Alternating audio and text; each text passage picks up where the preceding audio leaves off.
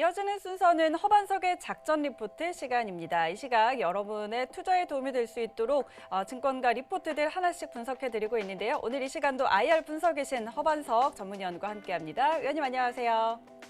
네, 안녕하세요. 네, 반갑습니다. 자, 오늘 준비해 주신 리포트 화면으로 먼저 확인하도록 하겠습니다.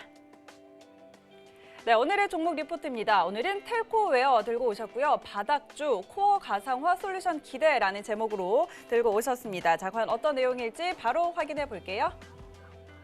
네, 오늘 함께 살펴볼 리포트는 통신업종의 텔코웨어입니다. 텔코웨어 기업이 조금 생소하실 수도 있는데요. 이 기업 같은 경우에는 가상화 솔루션 그리고 SK텔레콤과의 사업 협력이 굉장히 잘 이루어지고 있는 기업이다라고 보시면 좋을 것 같습니다. 현재 월요일에는 섹터와 업종 리포트를 보면서 통신업종에 대해서 조금 자세히 설명을 드렸고요.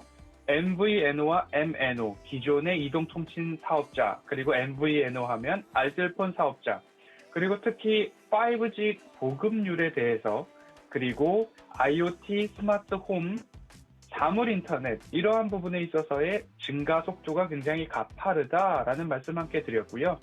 화요일에는 SK텔레콤, 수요일 LGU+, 오늘 텔코웨어라는 기업에 대해서 말씀드리려고 합니다. 통신업종을 조금 세분화해보면 사업자가 있죠. 통신 3사, SK텔레콤, KT, LGU+, 세종텔레콤까지 될 수 있을 거고요. 그리고서는 솔루션 제공업체들이 있을 겁니다. 엔텔스, 링네트, S넷, 유엔젤, 누리텔레콤 들어보셨을 거고요. 컨택센터라고 한다면 효성 ITX, KTIS, KTCS, 한일네트워크가 될 수 있습니다. 그 외에 통신업종을 더 세분화해보면 유무선 장비 기업들이 있고요. 공유기, 안테나, 위성통신, 중계기 또는 증폭기, 알뜰폰이나 무전기까지도 통신업종 안에서 아우를 수 있을 겁니다. 오늘 텔코웨어라는 기업은 5G 코어 솔루션 제공업체입니다. 이동통신 서비스를 우리가 혜택을 누리려면 우리 손에 있는 단말기가 있고 그리고 중간에 기지국이 있습니다. 그리고 서비스를 가능케 해주는 핵심 망, 서비스 플랫폼 이 세 단계가 아우러져야 우리가 스마트폰, 휴대폰, 음성이나 무선 데이터를 사용할 수 있게 되는 구조라고 보시면 되는데요. 단말기는 휴대폰이나 태블릿 PC, 스마트워치나 덱 안에 있는 IPTV, CCTV 정도가 될 수 있겠고요. 기지국은 이동통신망과 단말기 사이를 연결해주는 물리적 장치라고도 보실 수 있고요. 핵심망, 이동통신망이라고 불리는 것은 통신의 중심이 되는 네트워크 요소, 각 기지국들을 연결해주는 연결고리라고 보시면 됩니다. 텔코웨어는 이 핵심망, 코어 네트워크의 핵심 솔루션을 제공해주는 기업이다라고 보시면 되는데요. 지금까지도 생소한 용어들이 조금 더 나왔는데 오늘 리포트에서는 조금 더 어려운 전문 용어들이 좀 등장할 예정입니다. 본 리포트는 지난해 11월 16일 작성된 리포트고요. 제목은 내년에 회복할 듯이라는 제목의 리포트였습니다. 올해 21년도 실적 회복에 대한 기대감인데요. 19년도와 20년도 코로나19로 인해서 주요 통신사들의 캐펙스 투자가 일제히 줄어들었습니다. 그래서 텔코웨어 또한 최저 매출액을 기록했고 20년도 기준 매출액으로 본다면 영업이익 전년 대비 마이너스 85%, 매출액은 마이너스 13%에 해당하는 그런 구간이었습니다. 당기 순이익만 하더라도 55% 줄어들었다라고 보여지고 있는 리포트인데 올해 21년도에는 가상화 솔루션 NRF나 NSSF의 공급이 증가될 것이다. 그래서 이 시기에 맞추어서 본다면 중장기적인 성장이 레벨업되고 전망이 된다라고 하면서 목표 주가를 16,000원으로 잡고 있습니다. 현재 텔코웨어의 전일 종가가 11,900원 수준이었으니까요. 지난해부터 주구장창 16,000원 목표가를 제시를 했는데 이게 가능할까? 이제 동일한 리포트가 나왔습니다. 이베스트 투자증권에서 같은 연구원께서 4월 13일 이제 발간된 리포트인데요. 그러면 지난해와 마찬가지로 16,000원 목표 주가를 제시해주고 있는데 그 이유에 대해서 조금 더 봐야 됩니다. 그런데 리포트의 내용을 보니까 NRF 그리고 NSSF 이런 이야기들이 나오고 거기에 대한 용어 설명도 굉장히 조금 어렵게 되어 있다라는 것을 좀 봤는데요. 제가 제 나름대로 NRF와 NSSF에 대해서 조금 쉽게 저는 설명드린다고 하는데 이해가 되실지 모르겠습니다. 앵커님께서 피드백을 이후에 주시면 참 감사하겠습니다. NRF는 사전적으로는 네트워크 저장소라는 기능을 한다라고 보이는데요. 5G 네트워크 서비스를 이용하기 위한 필수 관문이자 필수 솔루션입니다. 정보 관리, 인증, 권한 부여가 가능하게 하는 기술인데요. 작은 통신망으로 예를 들어 보겠습니다. 각 집 100 안에서 무선 통신, 와이파이를 이용하려면 무선 공유기가 있어야지 무선 통신이 와이파이를 사용할 수 있듯이 NRF가 있어야 우리가 일상생활에서 그리고 도로에서 집안에서 어디서든지 무선 네트워크 통신이 가능하다. 그래서 좁게 보면 집안의 무선 공유기 같은 거고 넓게 보면 NRF가 있어야 우리는 이동통신이 가능하다라고 좀 보시면 좋을 것 같고요.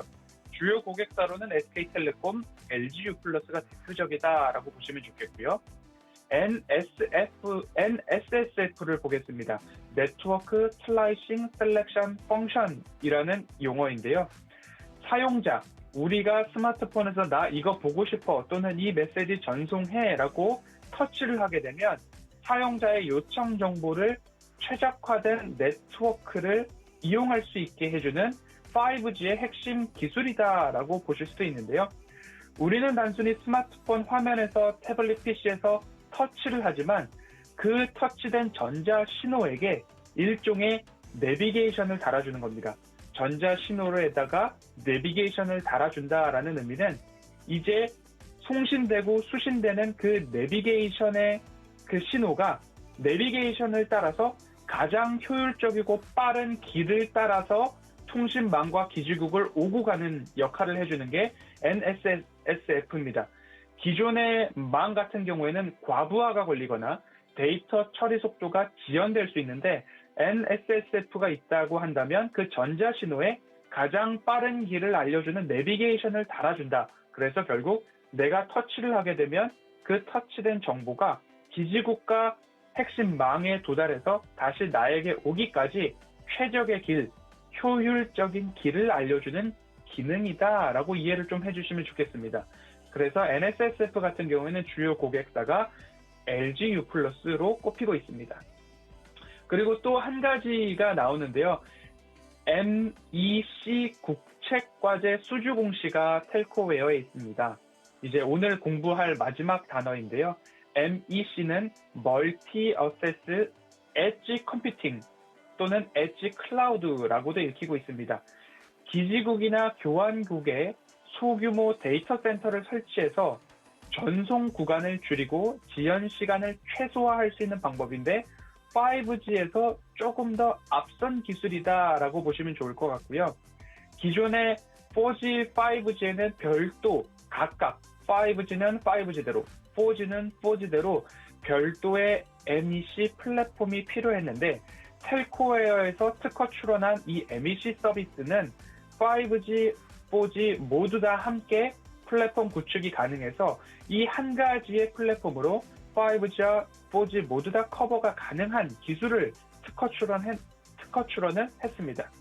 이 MEC를 조금 더 우리 일상생활에 가지고 와 보면 좀 전에 말씀드렸던 NSSF도 굉장히 빠른 통신 간의 지연을 없애주는 기술이라고 말씀을 드렸는데 MEC 같은 경우에는 그보다 한 단계 업그레이드된 기술로서 증강현실, AR이죠. 그리고 가상현실, VR 이러한 대용량 콘텐츠를 끊김없이 스트리밍하기 위해서는 MEC 기술이 각 통신사마다 필수적인 기술이다라고 보고 있는데 이 MEC 국책과제를 수주한 텔코웨어다라고 이해를 해주시면 좋을 것 같습니다.